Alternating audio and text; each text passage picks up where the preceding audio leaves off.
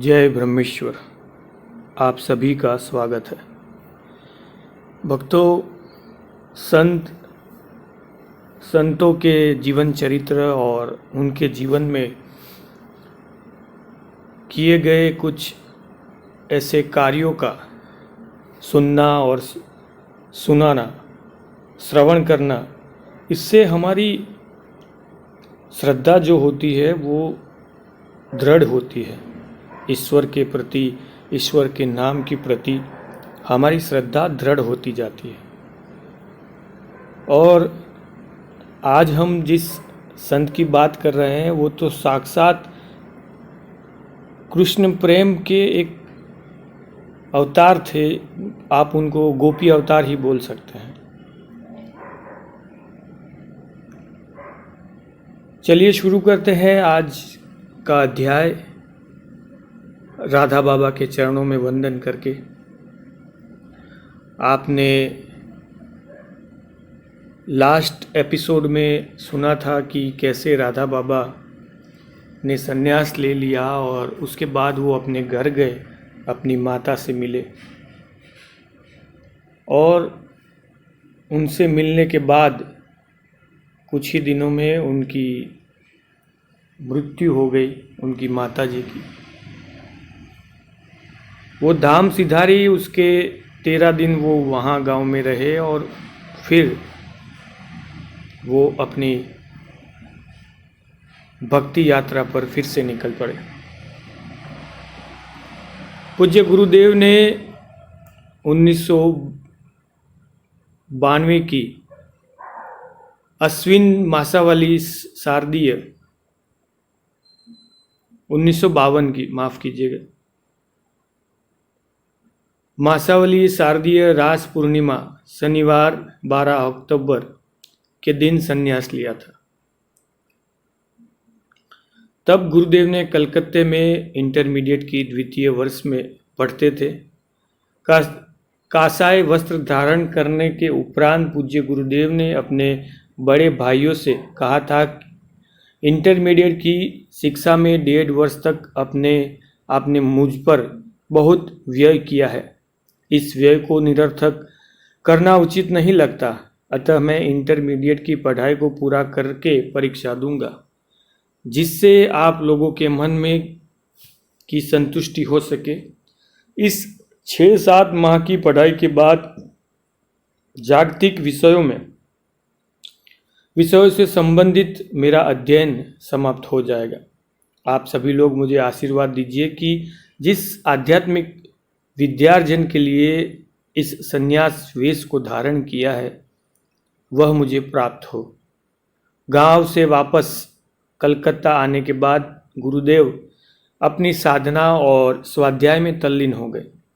आध्यात्मिक ग्रंथों के स्वाध्याय में ही उनकी रुचि रहा करती थी।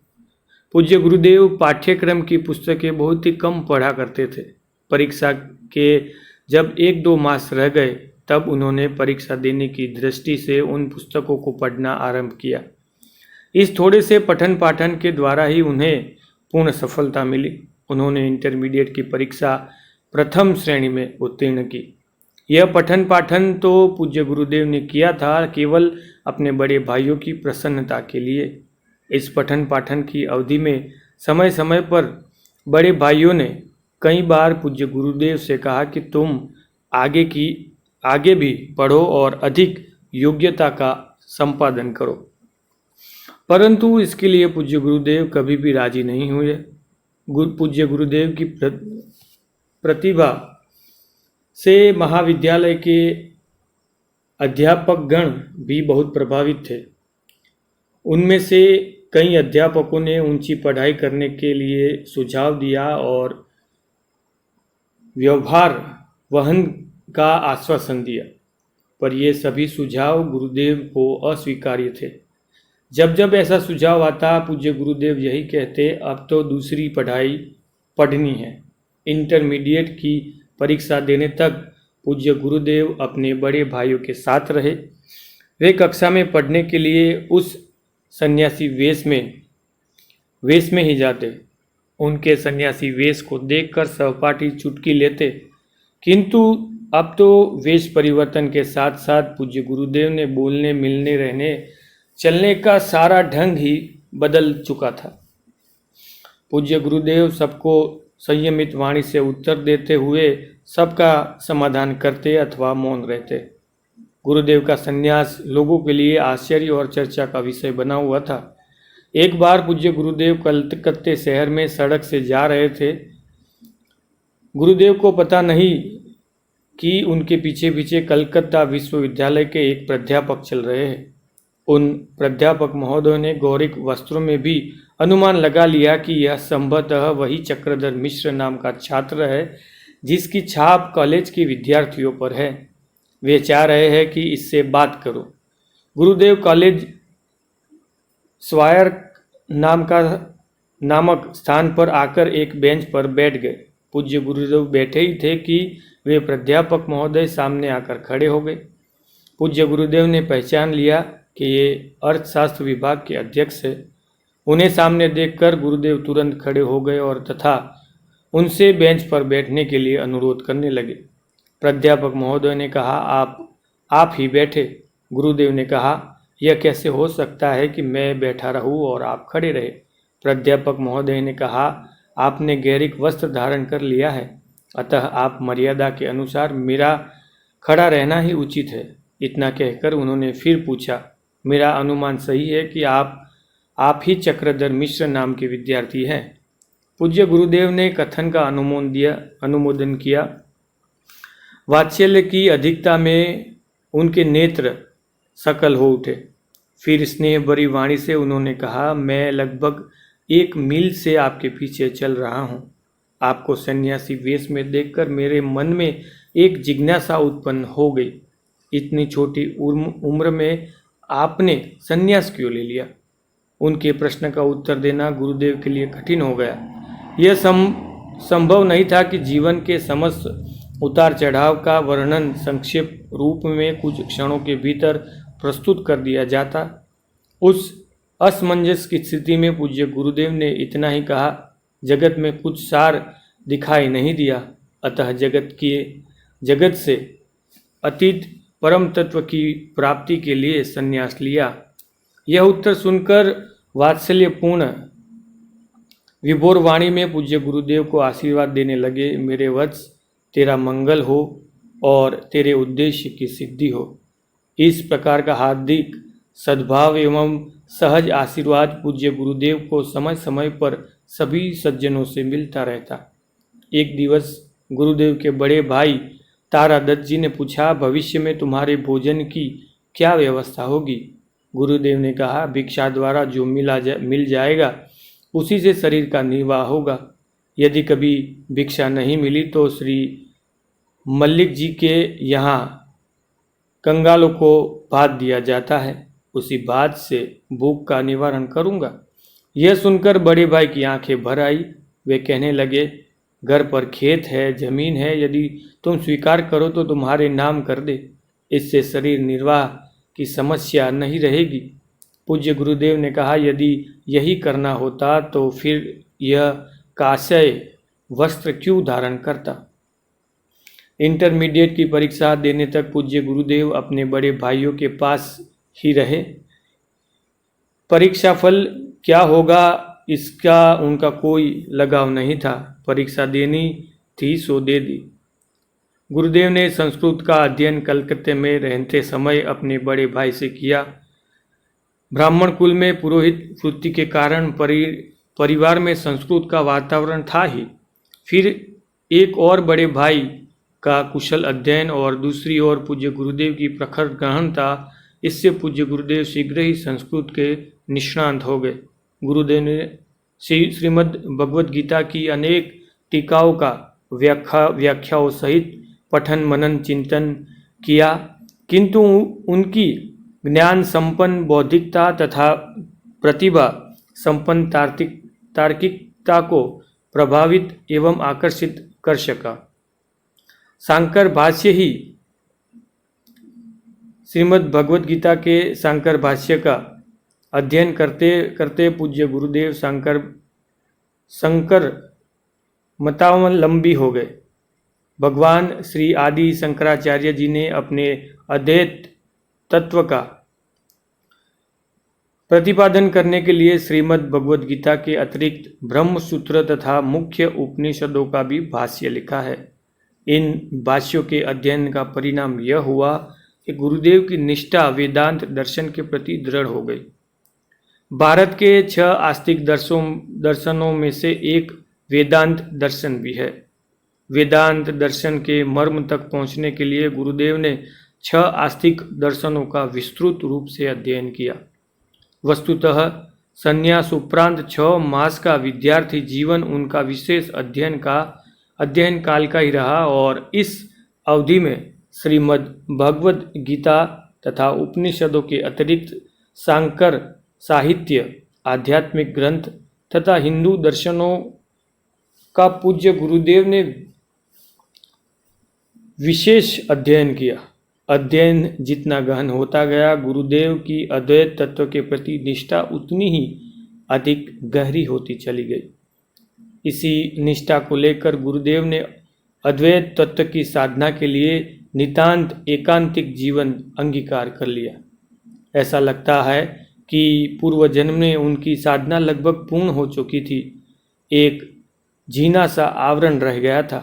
साधना के आसन पर बैठते ही वह आवरण दूर हो गया। वेदांत दर्शन का मूलाधार सिद्धांत है सर्व खलिदम ब्रह्म नेह नानास्ति किंचन। और इस तत्व के दिव्य सच्चिदानंदमय प्रकाश से पूज्य गुरुदेव के भीतर बाहर का सारा जीवन अलौकिक हो उठा। शांकर मत के अनुसार परब्रह्म एक अद्वैत निर्विशेष और निर्गुण है। ब्रह्म सत्य एवं जगत मिथ्या। जीव ब्रह्म के अतिरिक्त और कुछ नहीं है। साधन चतुष्टय के द्वारा जब चित्त की शुद्धि होती है तब ब्रह्म ज्ञान होता है। ब्रह्म तत्व बोध ही मुक्ति है। मुक्तात्मा ही व्यवहारिक क्षेत्र से सभी प्राणियों के प्रति ब्रह्म दृष्टि रख पाता है। इस ब्रह्म दृष्टि की सिद्धि के लिए पूज्य गुरुदेव को साधना के आसन पर लंबी अवधि के लिए बैठना नहीं पड़ा। साधना में संलग्न होने के कुछ दिन बाद ही गुरुदेव ब्रह्म भाव में प्रतिष्ठित हो गए।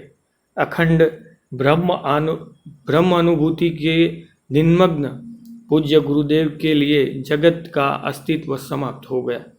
गुरुदेव ने व्यक्तित्व में अब रही गई थी अहम ब्रह्मास्मि की परमानंदी अनुभूति। अद्वैत तत्व की साधना पूज्य गुरुदेव ने बहुत थोड़े समय के लिए की और एक और साधना की अल्पल्य अवधि और दूसरी ओर साधना के में सफलता, ये तथ्य ही संकेत करते थे कि पूर्व जन्म की साधना की पूर्णता में कहने भर के लिए किंचित न्यूनता रह गई थी और उसे पूर्णता प्रदान करने के लिए वर्तमान साधना एक निमित्त मात्र थी। इतना ही नहीं, इस छोटी आयु में इतना विशद अध्ययन और ऐसी गहन सिद्धि, इसमें भी एक संकेत मिलता था कि पूज्य गुरुदेव के जीवन में कोई विशेष महान कार्य होने वाला था। इन दिनों पूज्य गुरुदेव के परमानंद की सीमा नहीं थी। श्रीमद् भगवद गीता में आया है, वह परब्रह्म ज्योतियों की भी ज्योति एवं माया से अत्यंत परे कहा जाता है। वह बोध स्वरूप जानने के योग्य एवं तत्व ज्ञान से प्राप्त करने योग्य है और सबके हृदय में विशेष रूप से स्थित है। जो पुरुष आत्मा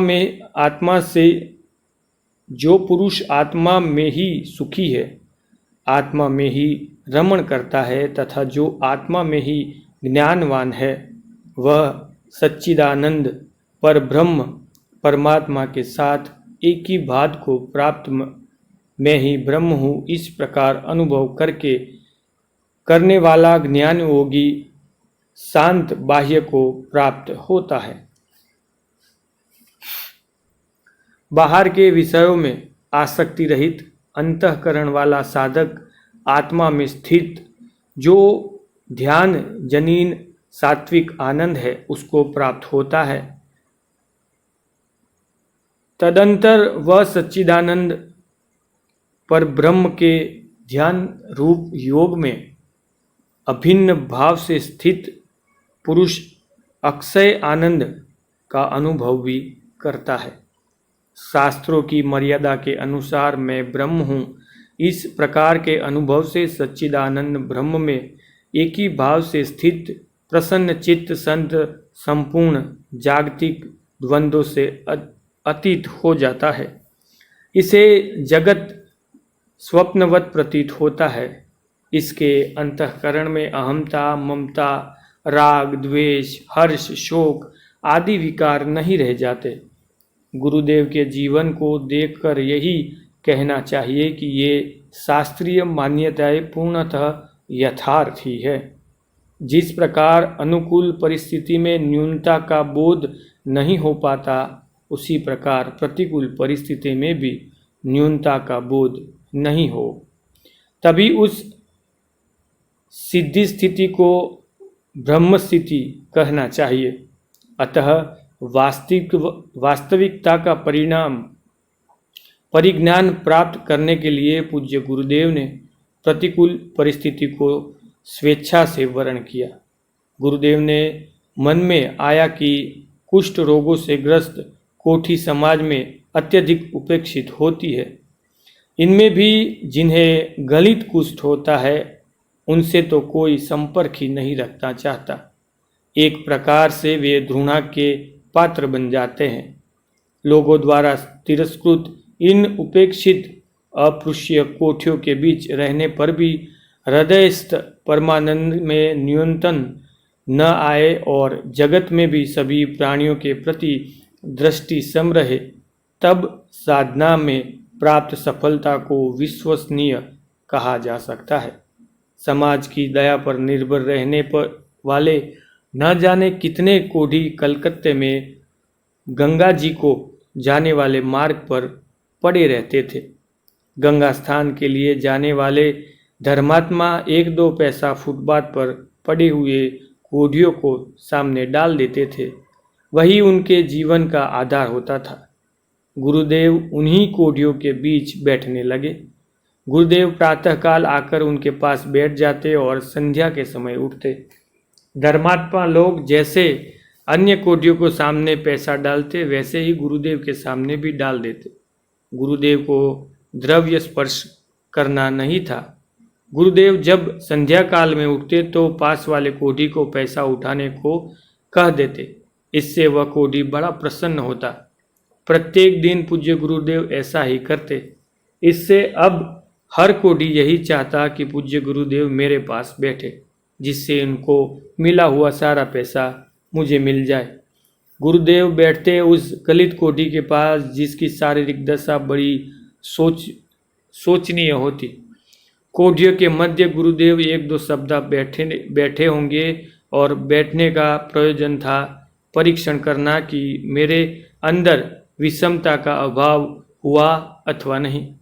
सुख दुख, मम पर, प्रिय अप्रिय, लाभ हानि यदि हो, द्वादात्मक जगत का स्वरूप है और यथार्थ ब्रह्म वेत्ता सन्यासी वही है जिसकी दृष्टि दोनों सीमाओं के प्रति सम है और जिसका मन सभी परिस्थितियों में शांत एवं प्रसन्न है।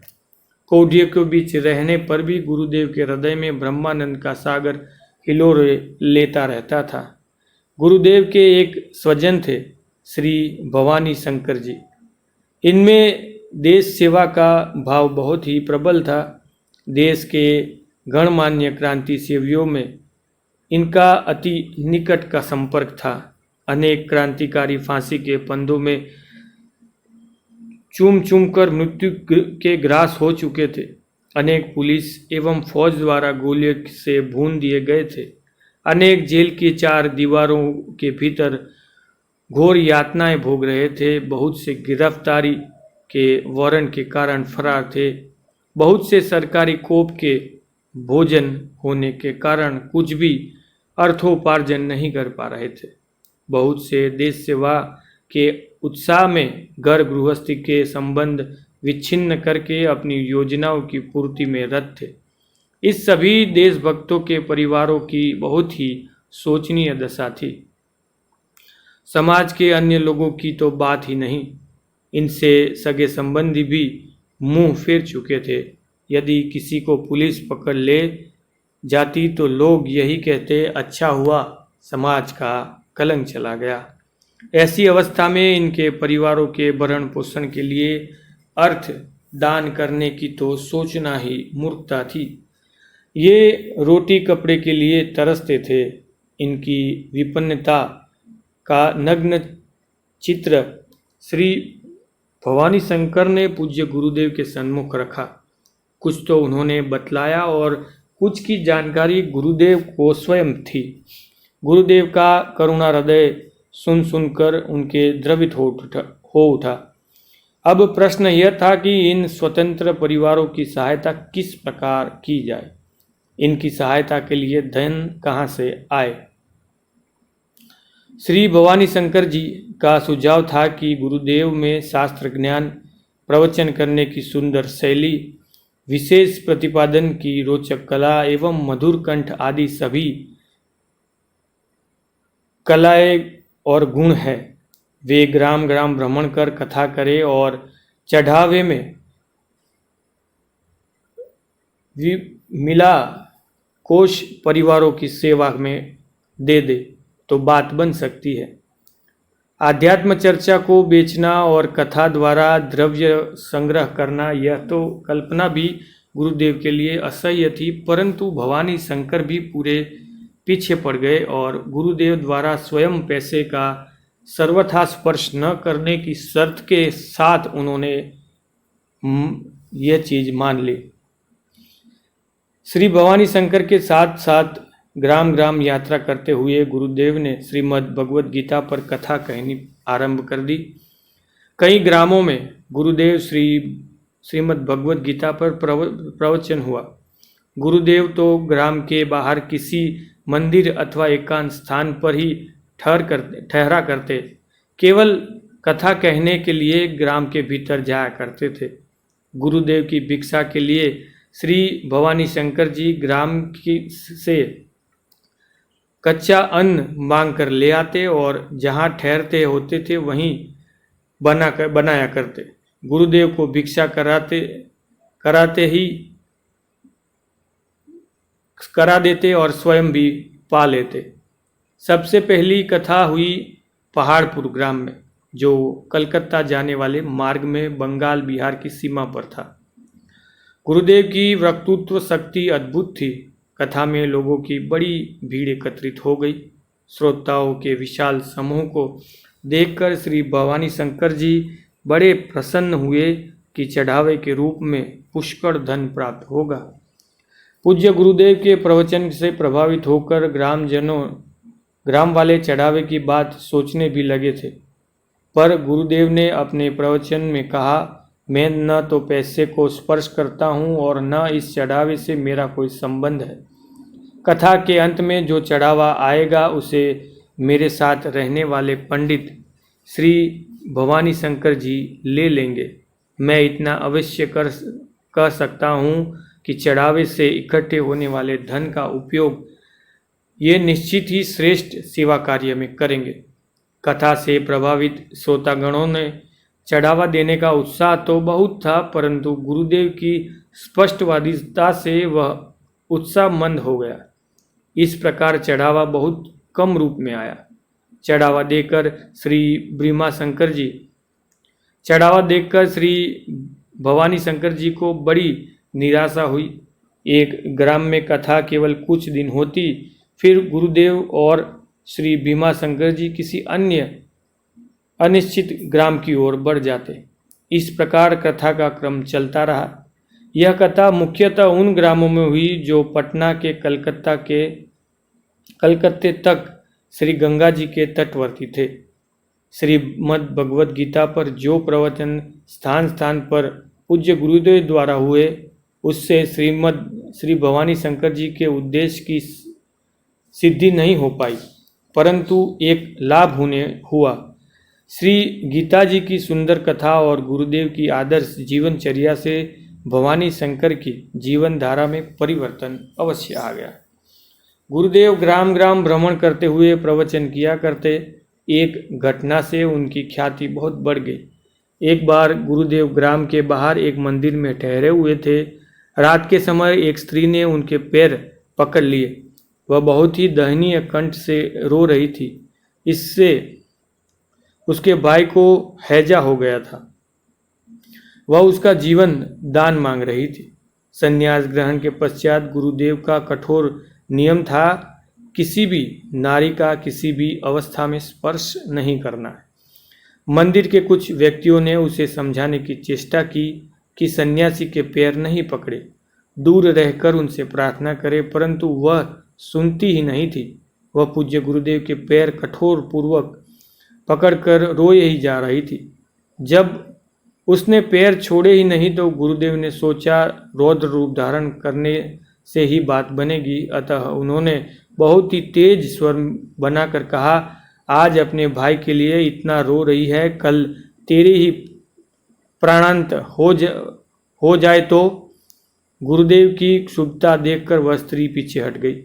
संयोगवश दूसरे ही दिन उस स्त्री की भी हैजे से मृत्यु हो गई। इससे लोगों पर वह प्रभाव पड़ा कि स्वामी जी भविष्य के गर्भ की बात जानते हैं। पूज्य गुरुदेव को उस स्त्री के भविष्य का सर्वथा ज्ञान नहीं था। वे तो एक सामान्य दार्शनिक संभावना का ही दिग्दर्शन कर रहे थे। इससे लोगों ने उनकी भविष्यवाणी मान ली और सर्वत्र उनकी प्रसिद्धि फैला दी। जब गुरुदेव स्थान स्थान पर श्रीमद् भगवद गीता का प्रवचन किया करते, तब की बात है। एक बार वे बस में बैठकर जा रहे थे। उन्हें 18 मील की यात्रा तय करनी थी। ड्राइवर अच्छे स्वभाव का व्यक्ति था, अतः उसने सन्यासी का आदर श्रद्धा करते हुए उन्हें आगे की सीट पर बैठा लिया। बस जब चलने को हुई तो एक पुलिस अधिकारी आया और अगली सीट पर गुरुदेव के बगल में बैठ गया। उन दिनों पुलिस अफसर का रौब इतना अधिक होता था कि उनके सामने किसी को कुछ भी बोलने का साहस नहीं होता था।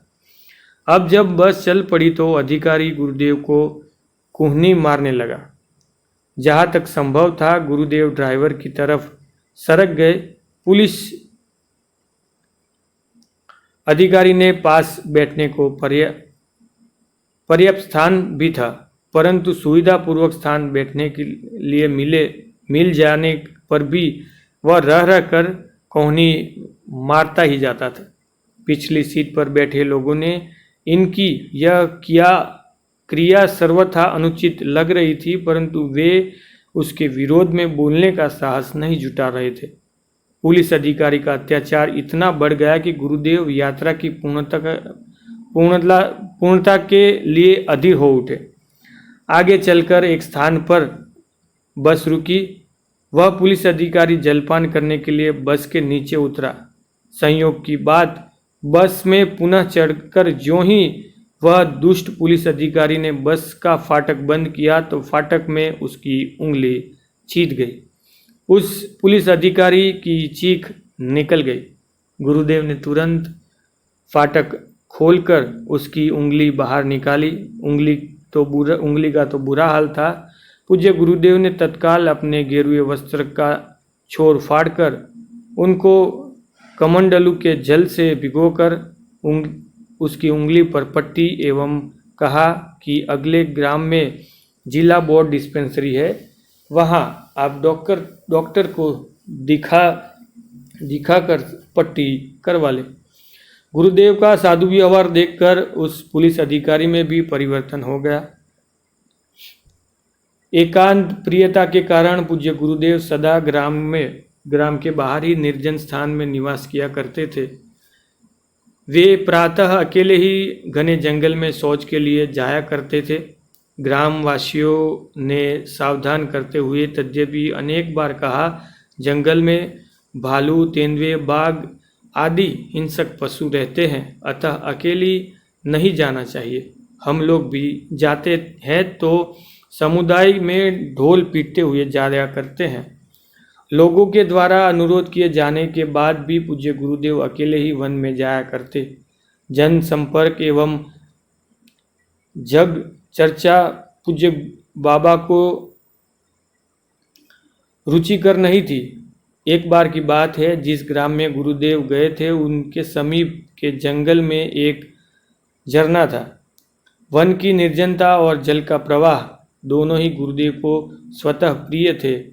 अपने प्रातःकालीन शौचादि कार्य से निवृत्त होने के लिए पूज्य गुरुदेव वहीं जाया करते थे।